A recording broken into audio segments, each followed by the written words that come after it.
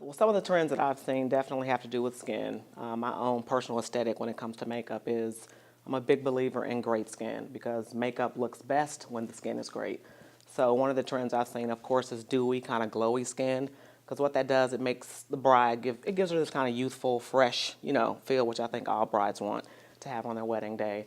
So skin definitely. Another trend I'm seeing is I guess kind of monochromatic looks in terms of, maybe pink eyeshadow, kind of paired with pink lips. Pink lips are still very much in for weddings, rosy cheeks. Those are other kind of trends that I've seen.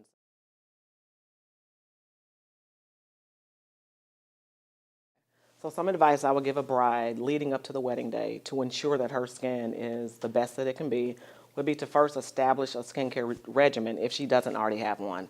So for me, that includes basic steps, washing the face, exfoliating at least once a week depending on the skin type, and then moisturizing, and then sunscreen, which is very important. So granted, the sun is not out as much since we're, still in spring, but I feel like that's a habit that should just kind of be a part of the routine.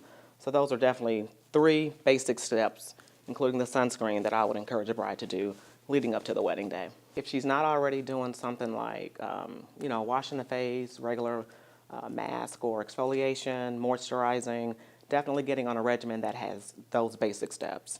Twice a day at least, as far as washing the face, exfoliating at least once a week, depending on her skin type, skin texture, and then always moisturizing based on, if she needs it. Never sleeping in makeup, that's a no-no. I know some brides, or some people in general do sleep in makeup, but that's definitely a no-no.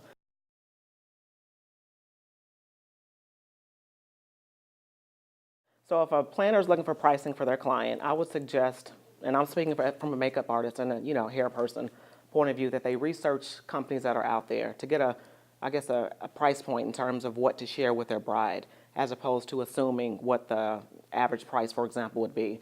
And when I say average price, I'm referring to an incident that happened where a planner told her bride, excuse me, that the average cost of makeup for the bridal party was $50 per person, which is very low. And where she got that average from is, I just don't know where. What information she gathered to come up with that, I'm not sure of. But I guess for me, it just kind of felt like,